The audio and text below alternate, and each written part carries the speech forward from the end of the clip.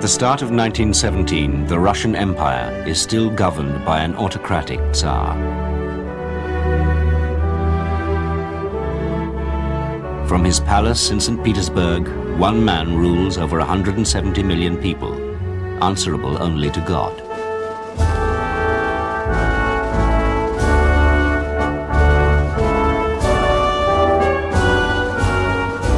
Nicholas II holds more power than any other monarch in Europe. He has resisted political change.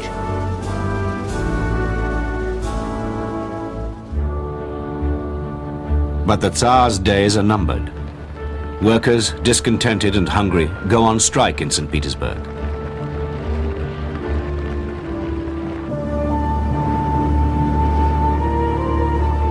Russia has been fighting in the First World War for nearly 3 years, and the Tsar's huge armies become demoralized and disaffected.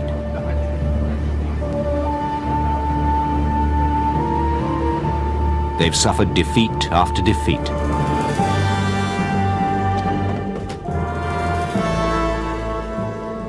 In February, a first revolution takes place. A provisional government takes over. The Tsar abdicates and is arrested. What happens next will change the course of history.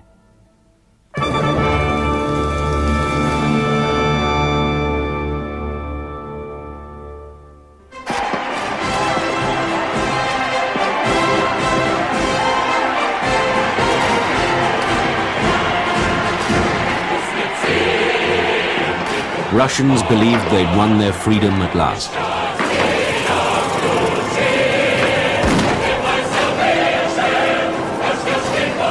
In the euphoria, soldiers, whose mutiny had helped bring down the Tsar, celebrated with workers.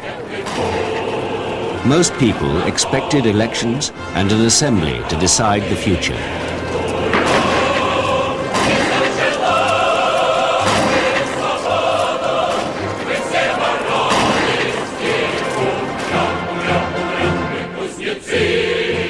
Lenin, leader of the small Bolshevik party, wanted more revolutionary change and his own type of Marxist socialism.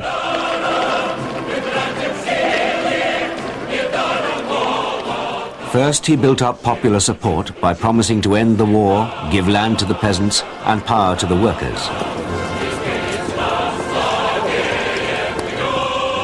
In October, the Bolsheviks decided they were ready to seize power. Among Lenin's supporters was a young poet, Alexander Bryansky.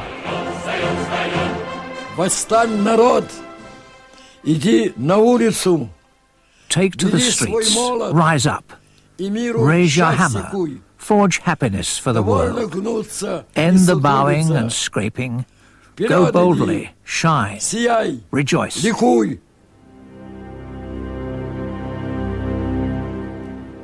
On October the 25th, the Bolsheviks moved on the Winter Palace, where the provisional government was based.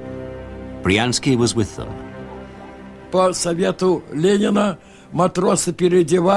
On Lenin's advice, the sailors put on the uniforms of Winter Palace employees. They worked their way into the building through back entrances, attics and roofs.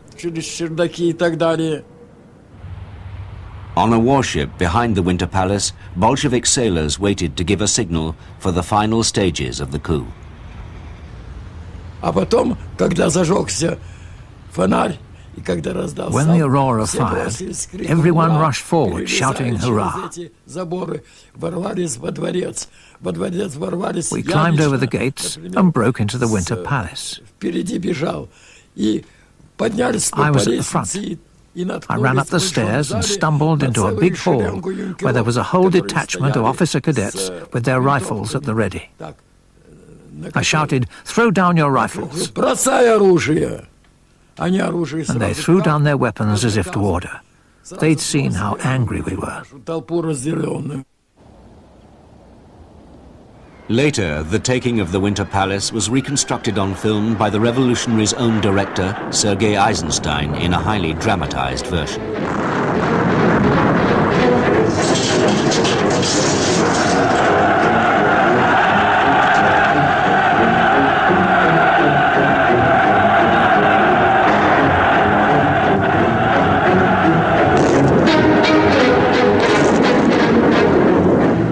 In reality, there was little resistance. Only 5 were killed.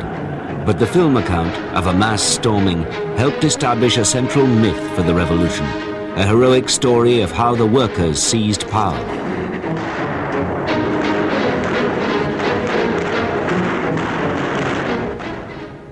The same night, Lenin spoke to the workers' revolutionary councils, setting out his vision. He told them Russia had turned a new page, leading to the victory of socialism. From now on, he said, the oppressed masses will themselves form the government. Outside the hall, many were frightened by what the Bolsheviks might do. But the early believers were excited by Lenin's message and full of hope. Что будущее России пойдет по другому пути, по пути власть. I thought that the future of Russia would take a different path, that the people would exercise power through the workers and soldiers and Soviets. Everyone would work wherever they were, free from exploitation. Мне нравилось, что эта теория обещает в будущем. What I liked was the promise of a happy, classless society in the future, in which everyone would enjoy all the good created by the society. Потому что меня что привлекало? I was attracted by the idea of justice, equality between people, acting in the name of humanity. Действия всех наших структур ради человека.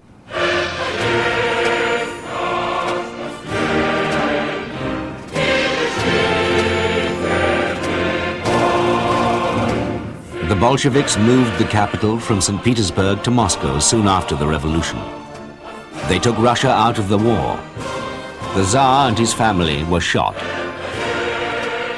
And from Moscow, they planned to extend the revolution to the rest of the world.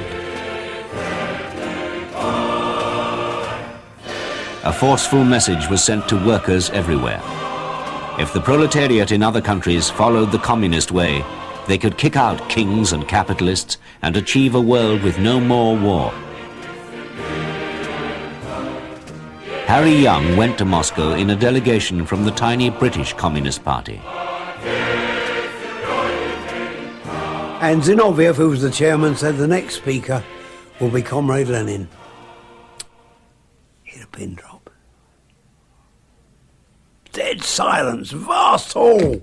3,000 people from all over the world. And a little man, or not much bigger than me, broader-shouldered, with rather Mongolian-looking face, very bald head, little whiskers there. And he got up and he just leaned over like a podium, his corner, like that. And he just talked to him like a Dutch uncle. Во всем мире растет союз коммунистов.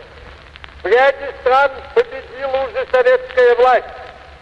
Еще недолго, и мы увидим победу коммунизма во всем мире. Мы увидим основание Всемирной Федеративной Республики Советов. I thought he had set the scene for the World Revolution, and that the Bolshevik Party would successfully lead it. That next would be Germany, then France, then Italy. In the ferment after the First World War, others tried to follow the Bolshevik example. In Berlin, communists tried to seize power. In Munich, they succeeded briefly. In Hungary, a Soviet republic lasted several months. But success was short-lived. Every communist uprising was crushed.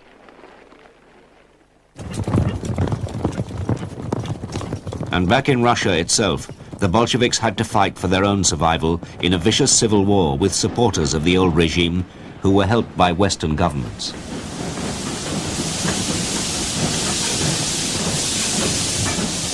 By 1921, the Bolsheviks were victorious, but the party who claimed to speak for the people had never had majority support.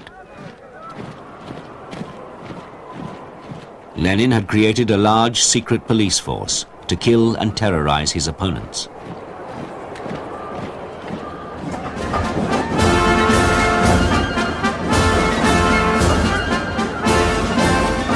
After the Civil War, the Bolsheviks, now calling themselves the Communists, tried to win over the mass of people. They became masters of modern propaganda. From the wagons of special agit-prop trains, party workers acted out political dramas.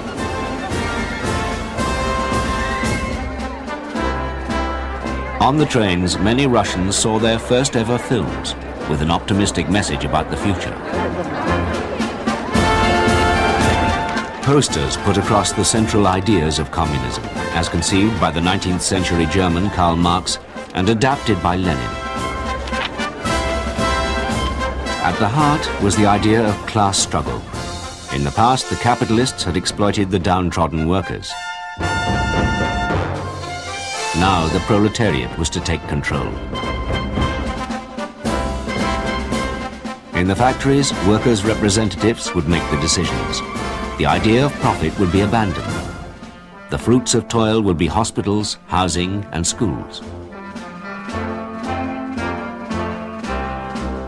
And it would be for communists themselves, the real believers, to lead the way to this radiant future.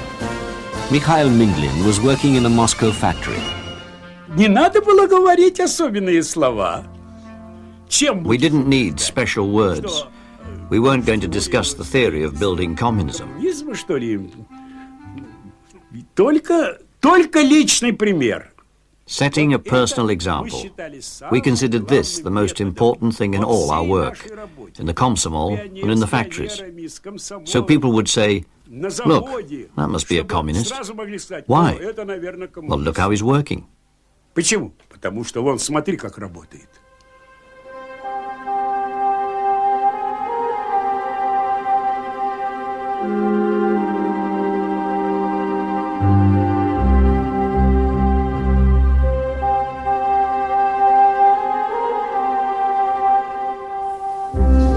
Russia's peasants, 80% of the population, were furthest behind in the new society.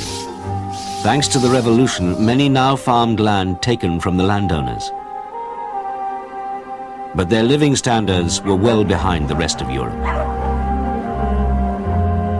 Few were literate.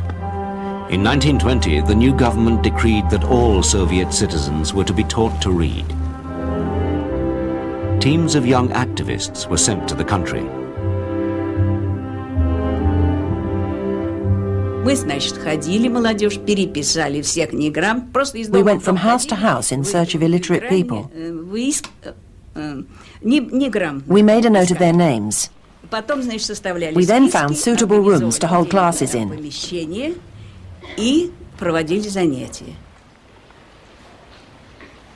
Learning to write would open new possibilities to those trapped at the bottom of society. One woman who couldn't come to the classes because of her child at home was helped by Anastasia Denisova. Я сказала, что вот тебе учебник, вот будешь заниматься. I said, here's a textbook for you. I'll come to you so you can learn to read at home. I remember vividly that when the baby cried, she carried on writing with one hand while she rocked him with the other. She was so keen to study. I'll always remember her striving for knowledge and enlightenment. It was immense. Просто-напросто была огромная.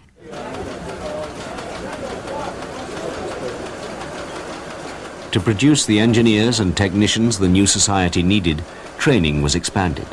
And the communists said women should have equality with men, with equal pay. Ella Shistya was one of a new generation of women.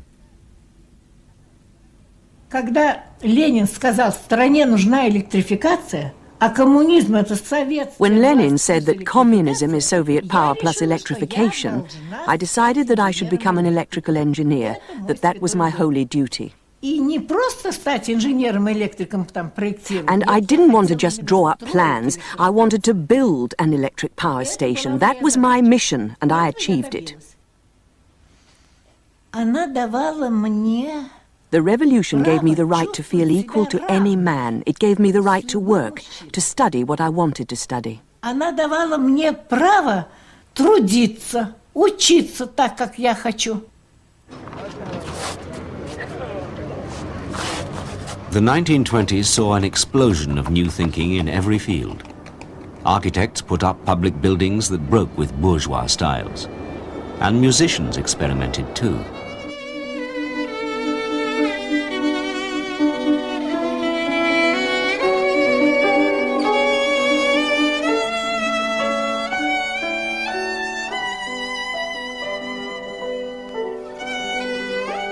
Izo Dekcha was part of a bold experiment that took the idea of equality to new lengths. He played in a new Moscow orchestra in which the musicians were so equal that no conductor was needed.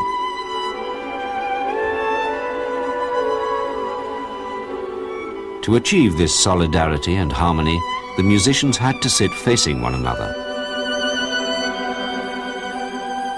В начале революции, когда произошло, было очень тяжело жить.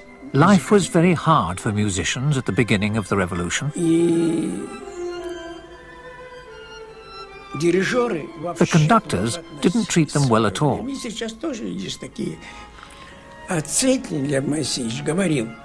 But the founder of the orchestra said that it was the musician who mattered, and that he should liberate himself from the fetters of the conductor.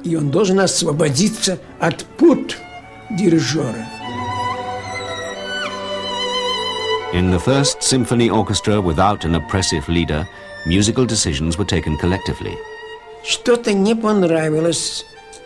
If you didn't like something, you all had a vote.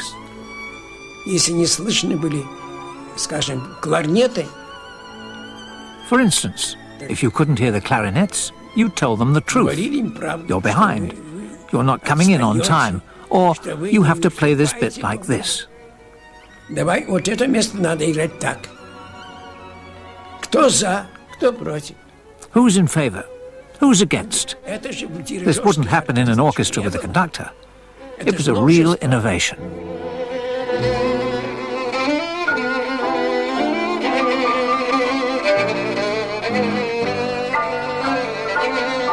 But despite all the talk about equality, the Russian masses did have a conductor who directed everything, and it was Lenin.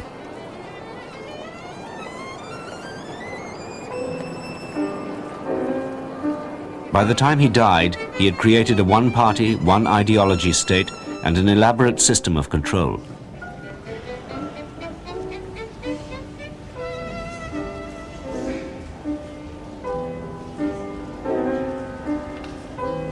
But under Lenin, the aim of socialism had not yet been achieved. His successor, Joseph Stalin, inherited a society in which large parts of the old Russia survived.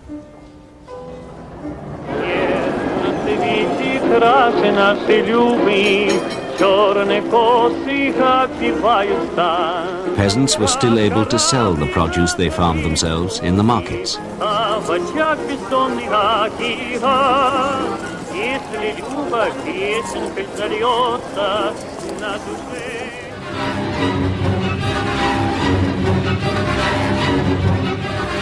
Stalin was determined to complete the building of socialism.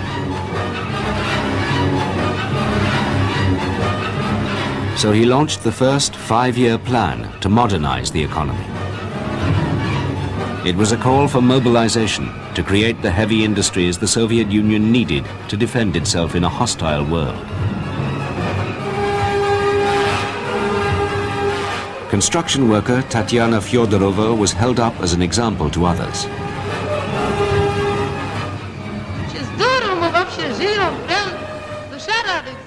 We live so well. Our hearts are so joyful. In no other country are there such happy young people as us. We're the happiest young people. And on behalf of all young people, I want to thank our party and our dear comrade Stalin for this joy that we have.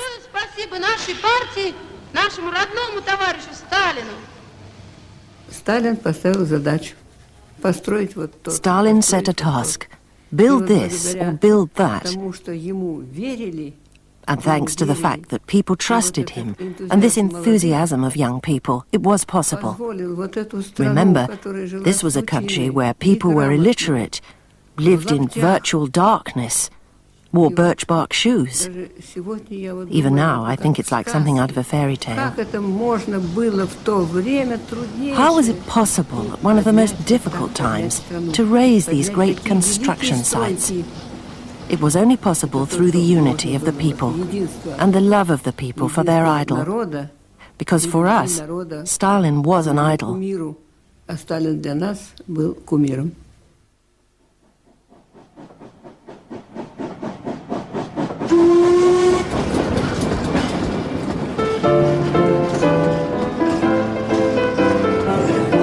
With so much to build so quickly, workers were sent all over the country to fulfill the plan.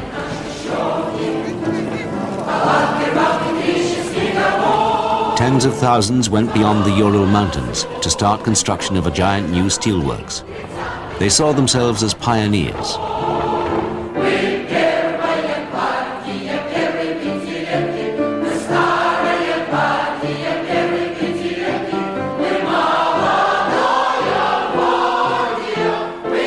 For Valentina Mikova and Mikhail Arkhipov, these were the most fulfilling days of their lives.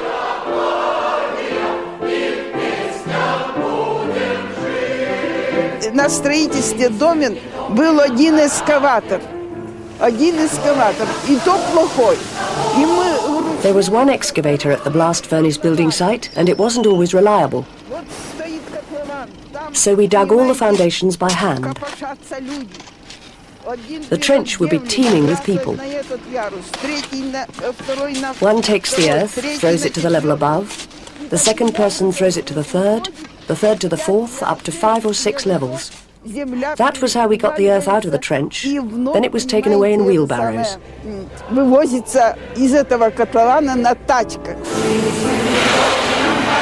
Magnitogorsk was modeled on a plant in America. Among the workers were thousands of forced laborers, and all lived in terrible conditions. The beds were in one large room, shared by up to 200 people, often whole families together. There were wooden lavatories outside and a communal kitchen. Water was rationed, and we had to get that outside as well.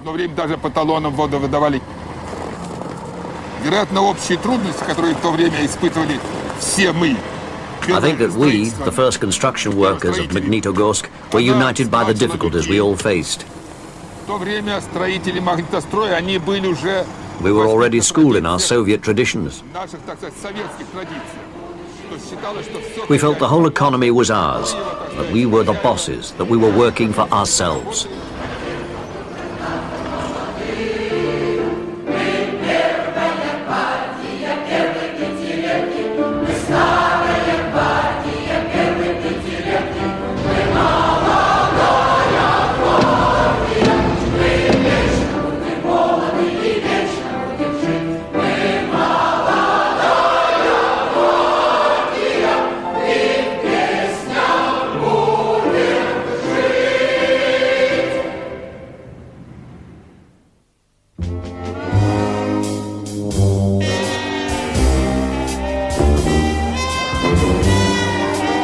The burst of construction and spending in the Soviet Union came at the time of the Great Depression in the West. Many of the jobless liked what they heard about communism. It sounded like a worker's paradise. I became a communist in short because of what I saw around me here in the United States of America. There was misery, there were children going to bed hungry, there was poverty, and there was no reason for it. We were the richest country in the world, and I saw communists out on the streets demonstrating and trying to do something about it. And that would sum up why I joined the Communist Party. Well, I believe what was going on in the Soviet Union was a noble experiment. You stop and think for a moment of what is the aim of socialism? It's to end all exploitation. It's to put an end to wars. It's to build a system of cooperation instead of confrontation. It's to do away with the extremely rich on one side and the extremely poor on the other side. The Irish playwright George Bernard Shaw toured the Soviet Union, visiting factories and farms with Lady Astor. Shaw wrote in a hotel visitor's book, "Tomorrow I leave this land of hope and return to our Western countries of despair." When he got back, he claimed Russia had been maligned. We have rebuked her ungodliness, and now the sun shines on Russia as on a country with which God is well pleased, whilst his wrath is heavy on us, and we don't know where to turn for comfort or approval.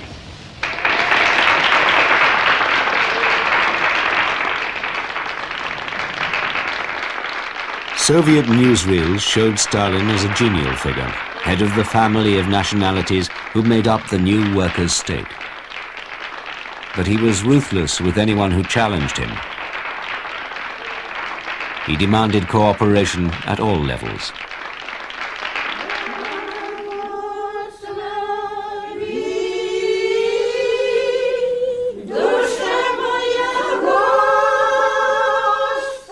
For millions of Russians, the church was still a source of strength and offered the only alternative system of beliefs.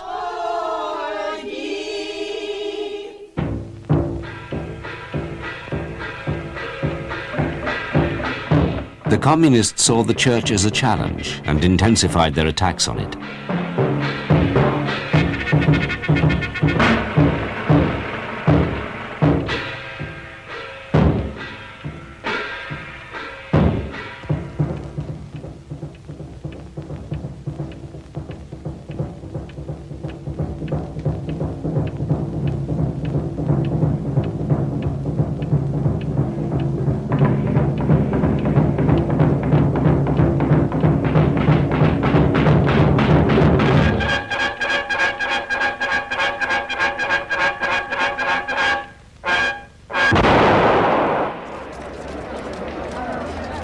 Village priests were ridiculed and harassed and forced to renounce their faith. Israel Chernitsky was a communist activist in his village in the Ukraine. Пришел батюшка, снял себя рясу, да, и положил на стул. The priest came in, took off his cassock and put it on the table. They called the barber, and he cut off his hair. And the priest announced, "There is no God. I've lied to you." The peasant sitting there cried out, "How could you? We built you a house, and now you're saying there's no God."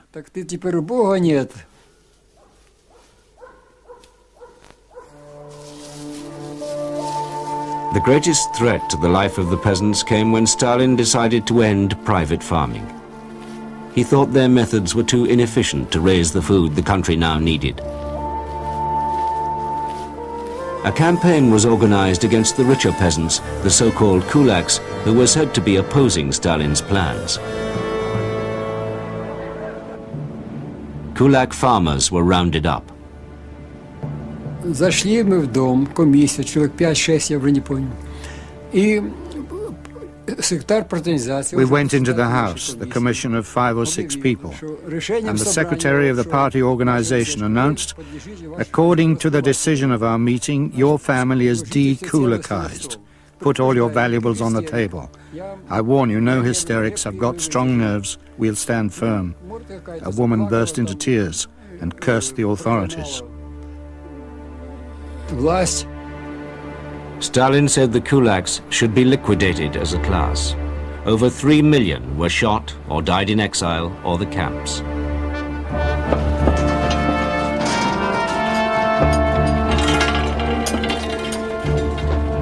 The state seized the farm implements of all the peasants. They took over all the land, which was now to be farmed collectively in large units. But the peasants didn't want collectivization. They killed their livestock rather than give them up, and the state took the grain.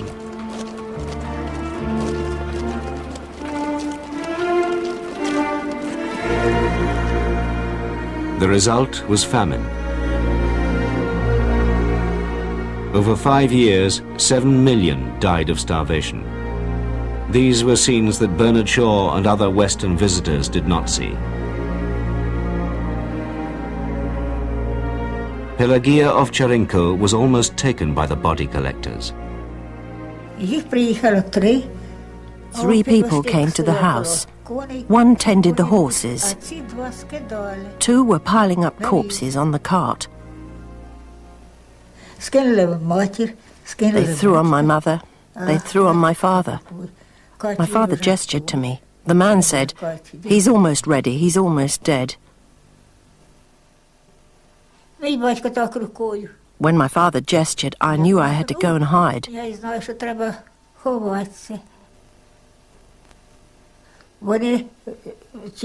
The men swore. They couldn't find me because I'd crawled away on my hands and knees and hidden myself.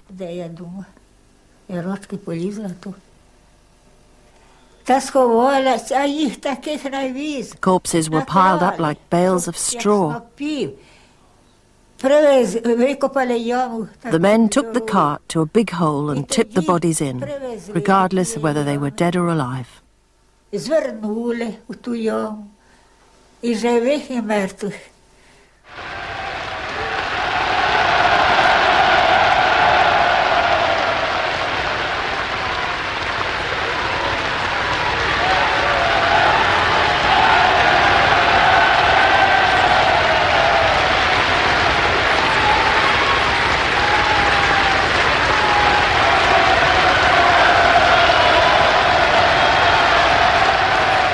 The price was not mentioned when Stalin listed socialism's achievements in 1937.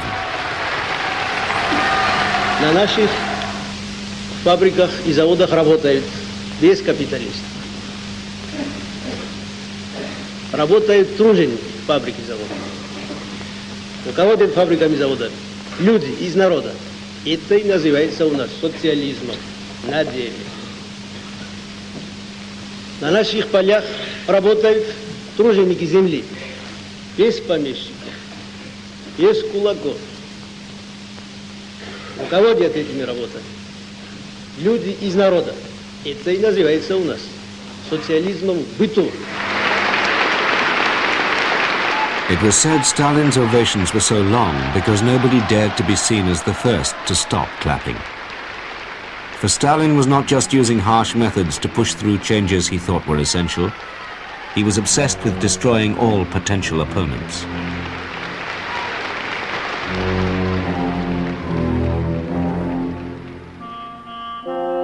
The leader of the first workers' state lived in reclusive comfort.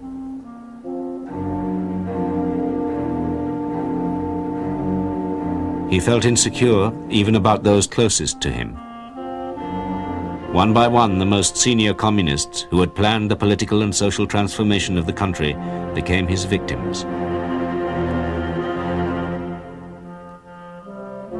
Nikolai Bukharin had helped Stalin to power, but then dared to criticize him. At first, Bukharin was isolated in his Kremlin flat with his young wife. He remained a loyal communist even when the moment of arrest came.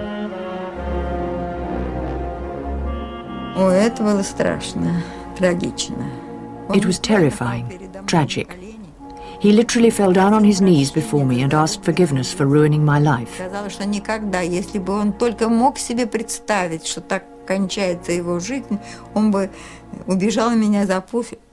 said that if he could ever have imagined that his life would end this way, he would have run as far as possible away from me.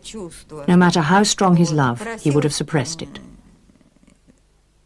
He asked me never to forget his letter, which is now called his testament, and without fail to bring up his son, a Bolshevik. That's the kind of faith he had, a Bolshevik to the end.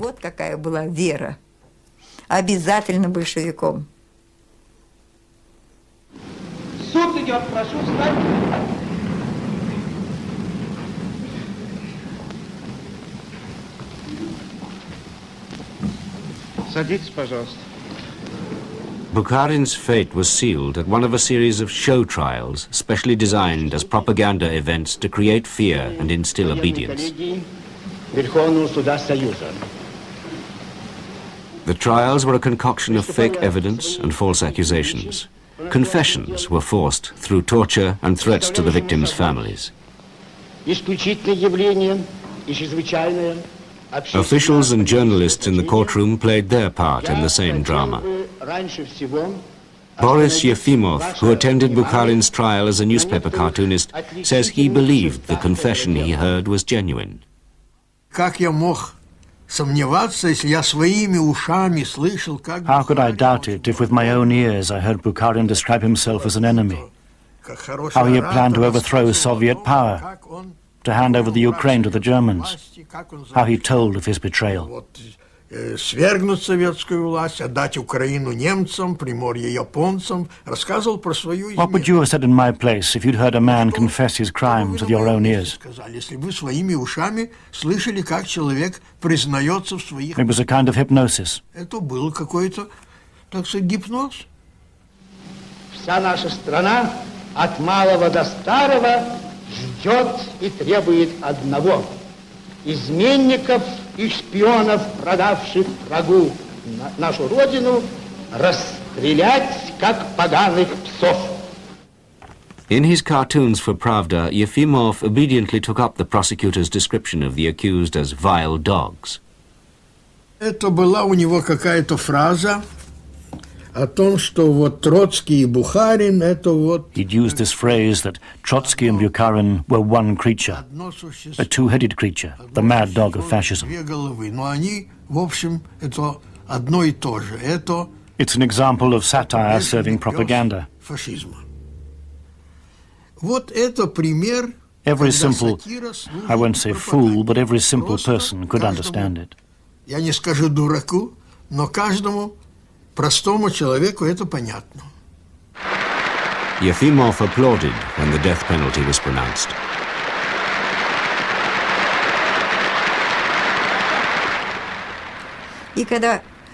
When they read out his death sentence, something snapped inside me.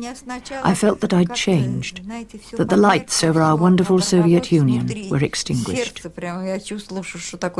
Я изменилась, померк и весь наш прекрасный Советский Союз.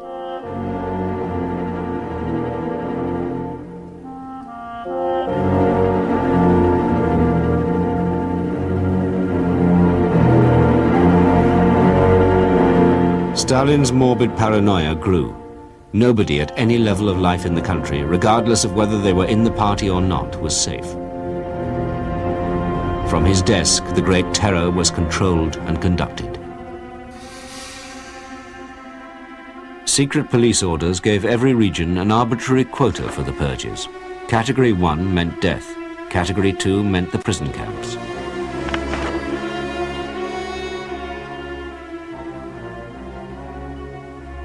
But at times Stalin grew impatient. When he scribbled, "Give a supplementary quota of 6,000 people in the first category to Krasnodar," he was signing the death warrant for an extra 6,000 on top of the previous target.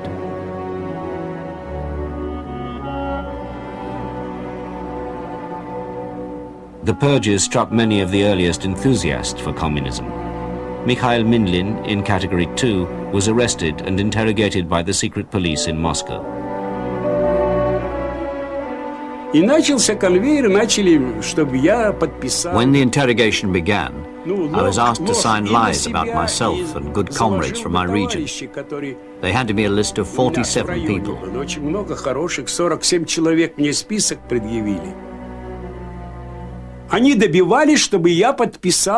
They wanted to get me to sign a statement.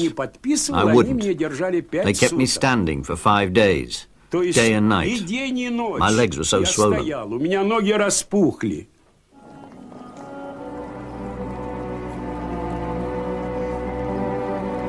At the height of the purges, ordinary people were required to take part in mass demonstrations against enemies of the people. Yet some, who'd been most devoted to Stalin, were still blind to what was going on. Ella Shistya, the young electrical engineer, couldn't believe what her husband, a party official, told her.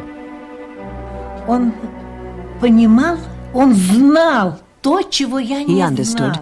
He knew what I didn't know. When he said, "You can't imagine it, Stalin is shooting all the present members of the Politburo," and he counted them off one by one.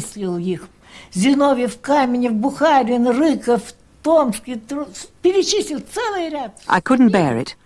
We were having lunch. I picked up a knife and threw it at him. Я не выдержала. У меня в руках был... Thank goodness I missed him, but that was what was happening at the time. Stalin was shooting them all. К счастью, я не попала. She broke with her first husband over this slur. Later, he was purged and killed. She fell in love with and married a second man who still shared her unquestioning adoration for Stalin, but he too was purged. Then, as the wife of an enemy of the people, Ella Shishcha was herself arrested and sentenced to prison in Siberia.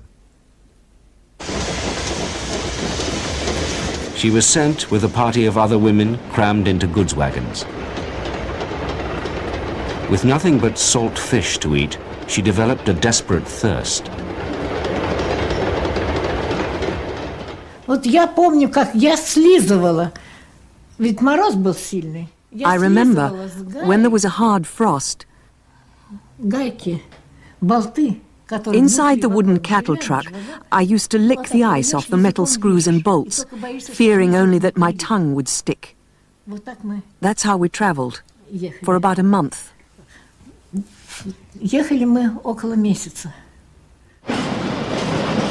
Though their husbands had been killed before they left Moscow, the women were convinced they were in the railway wagon just behind them. As the train went east, they sang a song to their men, hoping they'd hear. Это мы, ваши жены, подруги, это мы нашу песню поем. Из Москвы по сибирской дороге вместе с вами этапом идем. Прочитали в бутырках нам приговор, дали каждой жене 8 лет и, вручивши конвою пакеты, повезли нас по 100 человек. Было тяжко в холодной теплушке, ели только мы рыбный кондер. У конвоя выпрашивали свечку, не теряя былой свой задор.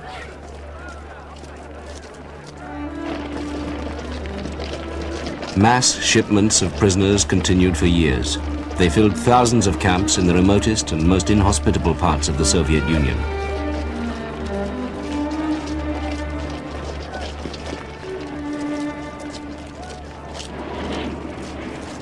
Prisoners became an essential part of the workforce, slave labor for the new mines and railways, being forced through regardless.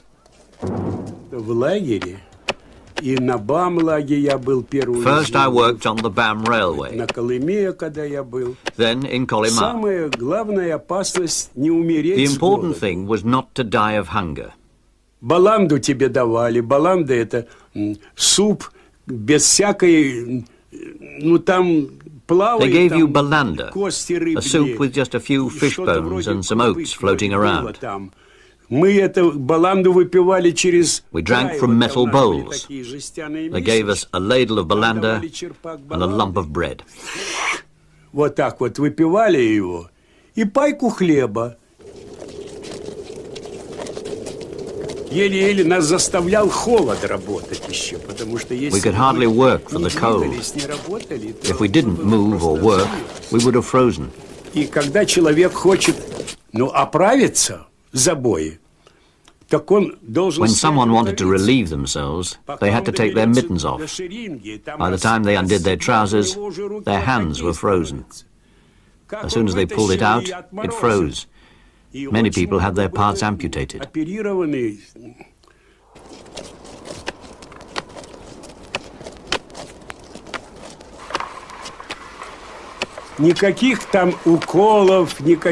There were no injections, anything to reduce pain. They didn't even have proper scalpels.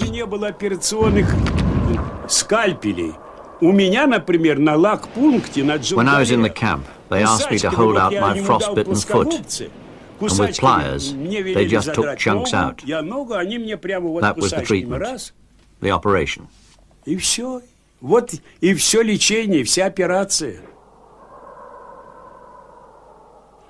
It was considered that if you survived the first winter, you'd get through your sentence. Most people didn't survive. большинство не выдерживало.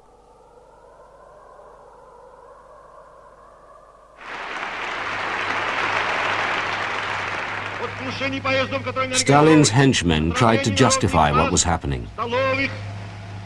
Мы можем прямо сказать, что НКВД своей разобщительной работой, раскрытием шпионских организаций не только спас много жизней,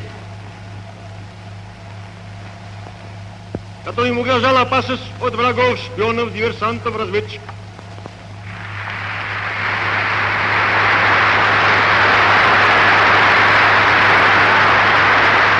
Applauding the message was the loyal construction worker Tatyana Fyodorova. А то, что какие-то вот такие политические интриги, игры, которые были, если будут, к сожалению. The fact is that unfortunately you always have political intrigues, machinations of this kind. Не заслонило движение вперед никак. It was a very hard time, but it didn't derail the movement forward in any way, because the country was growing at great speed. We're talking about a country of many millions. The whole population worked, sang songs. It doesn't mean that everything was extinguished, everything was lost. Это не значит, что сразу все куда-то погасло и все пропало. Нет. Нет.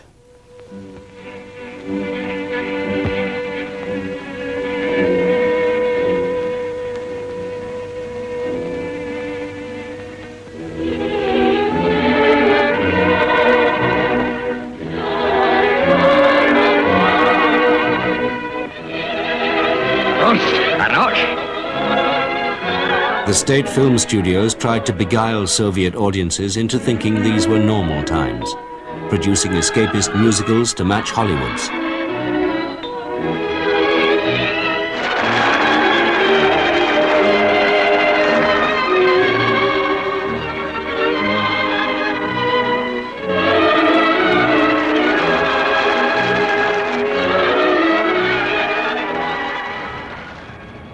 On the surface, for those of its people it had not devoured, the great communist experiment could claim to have achieved some of its aims by the end of the 1930s.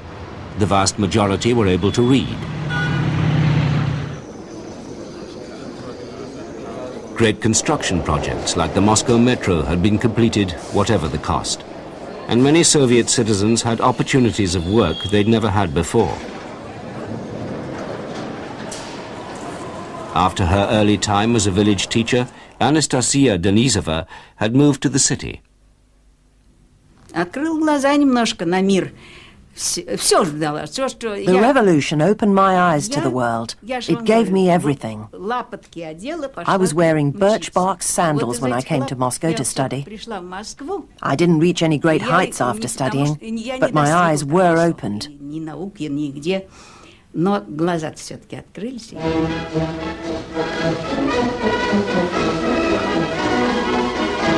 In 1917, the communists had been a small minority. They'd imposed their idea on their fellow countrymen, hoping to persuade them with the results. But 20 years later, even the early believers knew the promise that the oppressed masses will themselves form the government had not been delivered. Мы поняли, что это самый главный враг социализма. Значит, мы поняли, что he was the greatest enemy of socialism. Этому делу. Тем, что он уничтожил He had damaged socialism by destroying people in all parts of life, in agriculture, the arts, the military, and the party. He destroyed people everywhere. Везде он всех их уничтожил. Wasn't that evil against those great goals we had in mind? Злом для той, великой, светлой цели, о которой мы все время говорим.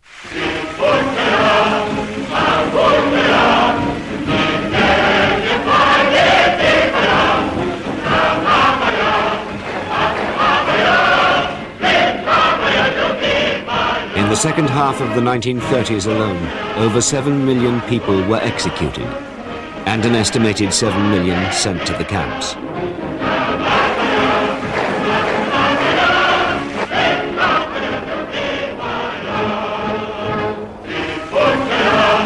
У Сталина не было никаких There was no socialism of any kind under Stalin.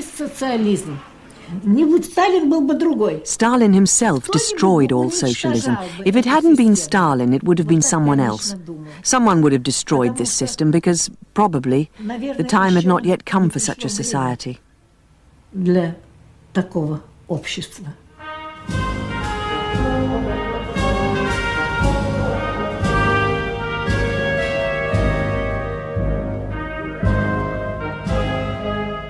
In the camps, ordinary men and women toiled and died as a result of a political system whose rhetoric and utopian promise became one of the most powerful forces affecting the century.